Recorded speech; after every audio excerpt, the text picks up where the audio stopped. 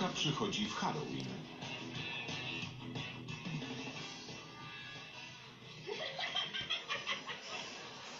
Hej! Hej! Ferowo, odsuń się tutaj!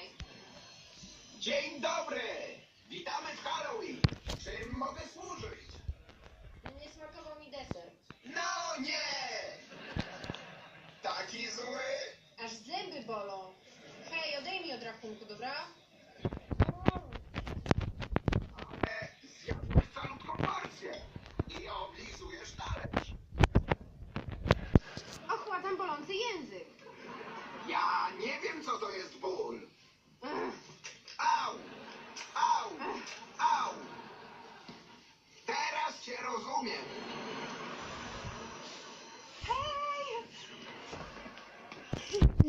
Już jestem! Grzęzasz w tej toalecie na wieki. Tak, postanowiłam zacząć zbierać cukierki wcześniej. Ale w toalecie?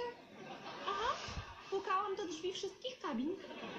Spoko. Trochę się boję o to pytać, ale co dostałaś? Pół rolki białego papieru, nić dentystyczną i klucze. Gdzie są te klucze? No, na podłodze w łazience. Odbiły mi się od czoła, jak taka pani rzuciła je we mnie. O, pora do babciu. A po co? Bo chcę ci pokazać twój strój na Halloween i zaczynamy pracę o 1:30. Podrzucają nam dzieciaka dzisiaj? Tak. Ale jest sobota. I jest Halloween. Wiesz, jakie to jest zjawisko? Sobotin!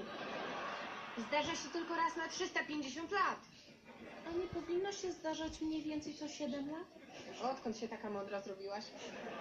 Mamy pod opieką jedną dziewczynkę od 1:30 do 5 i możemy potem świętować Halloween. Sobotin! Nie rób Halloween! I ponieważ dzisiaj jest święto, Dobry plan. Yeah, we can make it come true. We'll do